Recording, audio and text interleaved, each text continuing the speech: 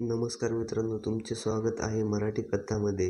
माझ्या मामाची मुलगी मला नेहमी म्हणायची, "तू लहान आहेस" आणि माझ्यासमोर कधीही चेंज करायची. मी तिला काही म्हणालो तर म्हणायची की "तू कुठे मोठा झाला आहेस? अजून तू तर लहान आहेस. मग माझ्यासमोर काय लाजायचं?" मी एक दिवस तुझ्या रूममध्ये झोपले आणि तू मग तर रात्रभर धीरज, मी 9वी मध्ये आहे. मी शीतलला मामाकडे मी धीरज, मी 9वीत आहे.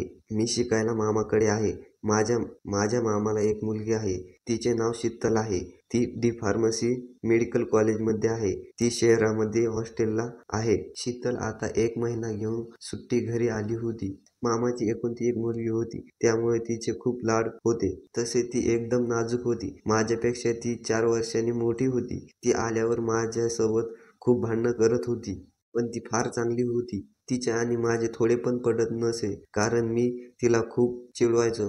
माझी शीतलला चिडवलेली मामीला पटत नसायचं. मामी मला नेहमी टोचून बोलायची, "माझ्या मुलीसोबत असं नको वागायला हवं." शीतल मला समजून घ्यायची. ती कधी-कधी तर माझ्यासोबत प्रेमाने वागायची. त्यामुळे मी आता तिच्यासोबत भांडणं करायचे सोडून दिले. मला फार आवडत होती आणि ती दिसायलाही सुंदर होती. शीतल शहरामध्ये राहत होती, त्यामुळे ती घरी नेहमी शॉर्टमध्ये राहायची. ती मला लहान समजायची, त्यामुळे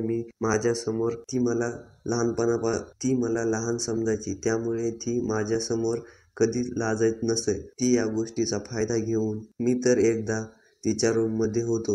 रात्रीचे 9 वाजले होते आणि शीतल माझ्या समोर कपडे बदलत होती. तिला मी समोर बदलताना बघितले होते. तिच्या मी समोर बसलो होतो याची काही न त्या दिवशी तर मला तिने नको ते दिसले. 2 बॉल आणि सारं. मी तर तिच्याकडे एकटक बघत राहिलो. मला असे बघून शीतल म्हणाली, "काय रे, असं काय सारखं बघत राहतोस?" मी तिला म्हणालो, "शीतल, माझ्यासमोर तू कपडे बदलतेस, तुला काहीच कसं नाही वाटत?" मामाची मुलगी म्हणाली, "त्यात काय वाटायचं? तू अजून एवढा मोठा नाही झाला, लहानच आहेस अजून." मी मनात म्हणालो की तिला कसं सांगू, मी लहान जरी असलो तरी मला ती फिलिंग येते. पण मी तिला काहीच नाही बोलता आणि जेवण करून लगेच झोपायला गेलो.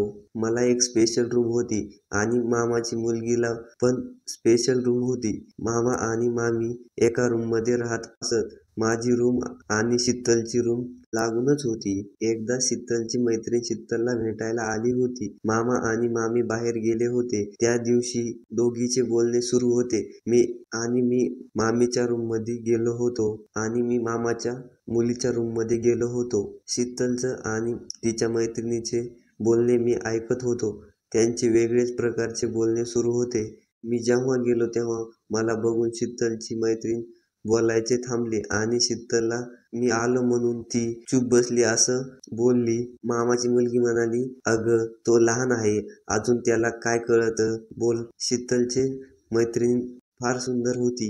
नंतर परत तिचे ते वेगळ्या प्रकारचे बोलणे सुरू झाले. मला तेच ते पूर्ण परत भाऊकडे वळून पाहिलं, पण मग पाहिलं की तो खोलीतून गायब झाला होता. मी काही वेळ विचार करत राहिले की आता काय करावं. माझं मन आता बेचैन झालं होतं.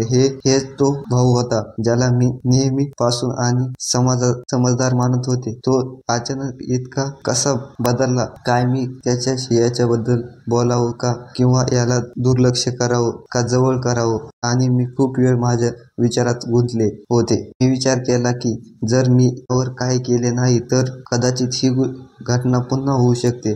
पण जर मी त्या काही सांगितलं तर आपलं नातं नेहमीसाठी बदलून जाईल. मग मी स्वतःला थांबवू शकले नाही. माझ्या मनात गोंधळ माजला होता आणि मी भावाशी काही न बोलता स्वतःला थांबवू शकत नव्हते. मी त्याच्या खोलीकडे गेले. भाऊची खोली वेगळी होती, जिथे तो नेहमी अभ्यास करत होता. मला समजत नव्हते की मी त्याला काय सांगणार. या संपूर्ण प्रश्नाचा सामना मी कसा करावा? तेव्हा मी भाऊच्या खोलीत जवळ पोहोचले तेव्हा दरवाजा अर्धा उघडा होता. मी हळूच आत डोकावलं, पण पण जे मी पाहिलं ते त्यांनी माझ्या डोळ्यातून पूर्णपणे उघडलं. भाऊ बिछाण्यावर झोपला होता आणि तो आपल्या हाताने काहीतरी करत होता, ज्याला पाहून मी संपूर्णपणे चकित होऊन गेले होते. माझं हृदय वेगाने धडकू लागलं होतं आणि मी हेच समजत नव्हते. माझा मासूम आणि साधा भाऊ, ज्याला मी आतापर्यंत फक्त एका लहान मुलगाप्रमाणे पाहिलं होतं, तो असं काही करू शकतो असं मी कधीच विचार केला नव्हता. सुमारे 1 मिनिट मी फक्त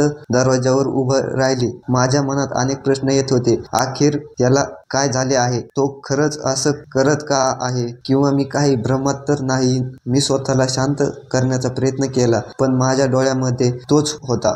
मला कळत होतं की मला काहीतरी करायला हवं किंवा काहीतरी सांगायला हवं, पण माझ्या तोंडातून आवाज बाहेर येत नव्हता. ज्याला मी आतापर्यंत मासूम समजले होते, तो माझा भाऊ माझ्यासमोर पूर्णपणे वेगळ्या रूपात होता. त्याला अशा स्थितीत पाहून मला समजत नव्हतं की कदाचित त्याला लहानपणापासून काहीतरी पाहिले, ज्याच्याबद्दल मी कधी विचारही नाही. माझ्या मनात त्याच्याविषयी दोष नाही, उलट मी गोंधळले होते. मला समजत नव्हते की हे माझं काहीतरी चुकीचं समज आहे की काहीतरी वेगळं. मी हळूच दरवाजा दूर होण्याचा निर्णय घेतला. मला नाही माहीत की जर मी त्याला अशा स्थितीत थांबवलं तर आपल्यामध्ये काय होईल. मी मनात विचार करत होते की जर त्याने माझ्याशी काही चुकीचे केले तर, आणि तो वेळ होता. त्याने मला पाहिलं आणि त्यानंतर तेच ज्याची मला भीती होती. मला हे स्वप्न पडले होते. मी अचानक झोपेतून उठले तर मी बेडवरती होते. मित्रांनो, तुम्हाला जर कथा आवडली असल्यास लाईक करा आणि फॉलो करा. चॅनलला सबस्क्राईब करा.